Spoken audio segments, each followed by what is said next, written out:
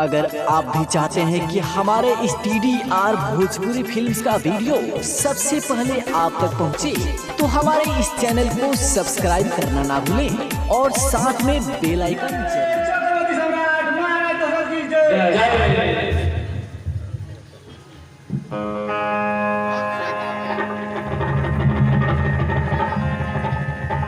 निकली अभी घिची ना उरी पर्दा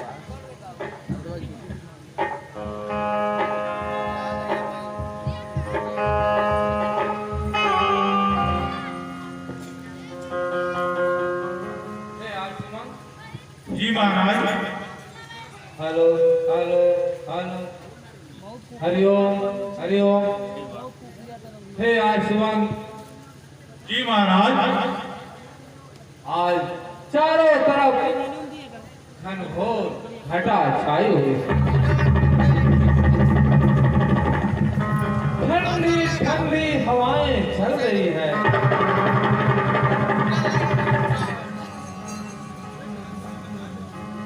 इस राज की जिम्मेवारी को देखते देखते आज मेरा मन काफी उब चुका है। इस समय मेरा मन इन बादलों, इन चहचहाती चिड़ियों को देखकर ये कह रहा है कि मैं जंगल में जाऊं, कुछ दिन एकांत में अपना समय बिताऊं, ताकि मेरे मन में पुनः नई स्फूर्ति, नई शक्ति आए और मैं पुनः राजकाज को संभालूं। इसलिए हे आयुष्मान जी महाराज। मेरा मन आज जंगल में आखेट के लिए जाने को कर रहा है। महाराज, अखेट करना तो क्षत्रियों का परम कर्तव्य है। अखेट करने से मन शांत और प्रसन्न रहता है महाराज।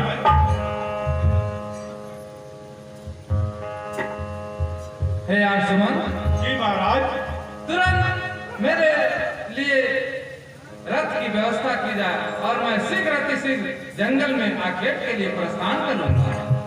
जैसी आज्ञा महाराज, मैं यथाशीघ्र रथ को तैयार करता हूँ। ठीक है आयुष्मान, लेकिन एक बात याद रखना, जब तक मैं आखेट से वापस ना आऊं तब तक इस राजकाज की जिम्मेवारी को अच्छी तरह से देखभाल करना। महाराज, आप अखेट के लिए बन जाए तब तक मैं अयोध्या की देखभाल करता हूँ।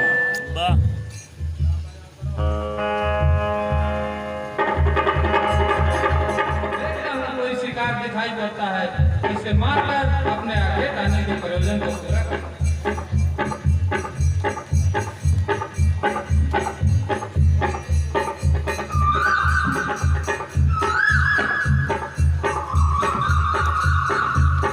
अरे इतना सुंदर मिल, अब तो मेरे जंगल आने का अवश्य मनोरथ पूर्ण होगा। मैं इस हिरण को मार गिराऊंगा और आखेट आने के प्रयोजन को पूरा करूंगा।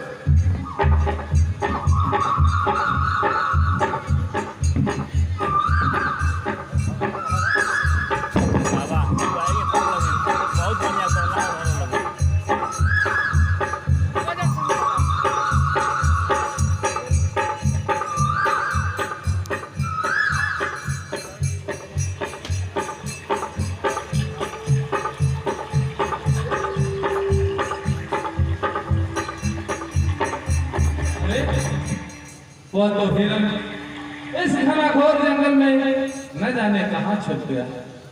मैं भी काफी थक चुका हूं। अब मैं यहीं इस सरजू के पावन किनारे घनी झाड़ियों में छुप कर बैठ जाता हूं। अब मुझसे चला नहीं जा रहा। जैसे ही कोई जंगली जानवर इस नदी के किनारे अपनी प्यास बुझाने आएगा, मैं शब्द वेदीवान चलाना जानता हूं।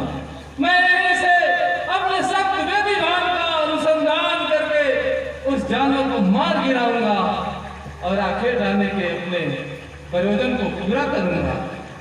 अब मैं चलता हूं, वही घनी झाड़ियों में छुप कर बैठ जाता हूं।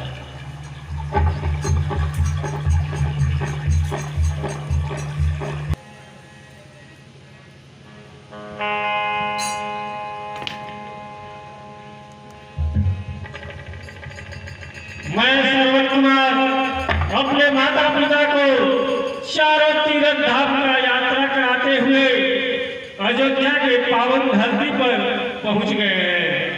अब मैं अपने माता पिता से आज्ञा लेकर अपने धाम को वापस जाऊंगा।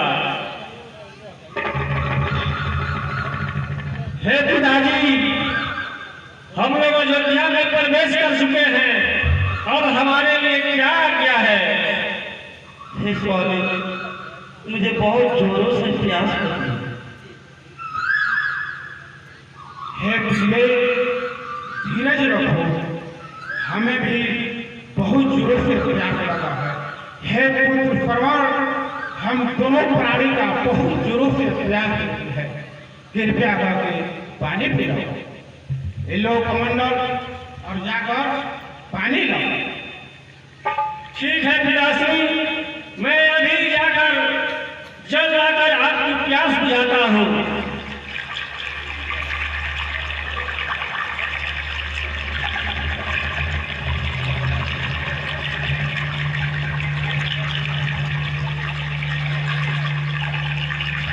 कभी प्यासे को पानी पिलाया नहीं, बाद अमृत पिलाने से क्या फायदा। पानी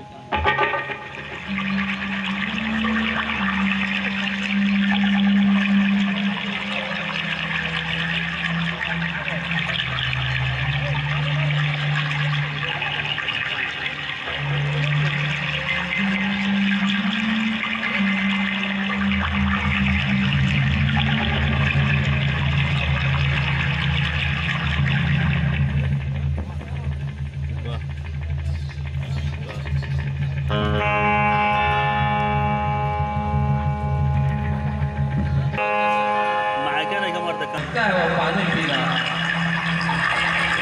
अब मैं ऐसे संवेदी बांध का प्रयोग कर उस जानवर को मार गिराता हूँ।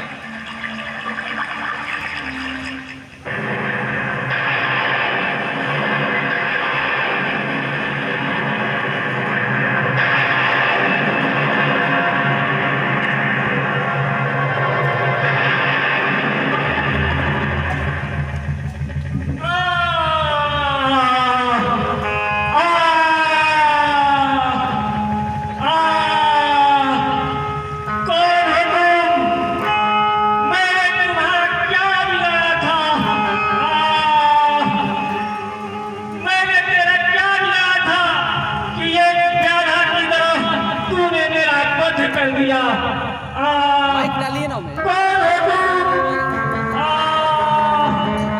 मेरे सामने क्यों नहीं आते?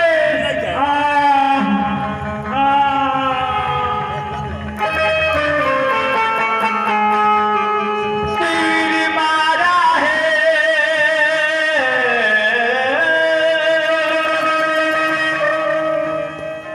लगता है नदी के किनारे कोई जंगली जानवर नहीं बल्कि कोई मानव पानी पी रहा था। मैं अभी चलकर सच्चाई का पता लगाता हूँ। तीर मारा है तूने मेरे सीने में राजा, मेरे माँ बाप को तुम जाकर बता दे राजा।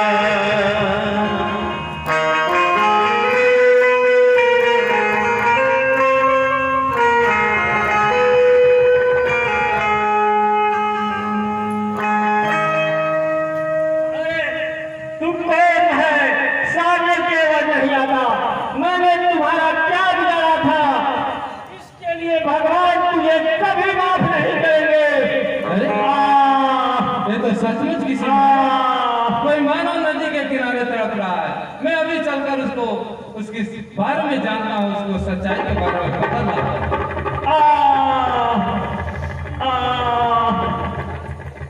हे ऋषि कुमार, तुम कौन हो और इस समय इस घनघोर जंगल में क्या कर रहे थे?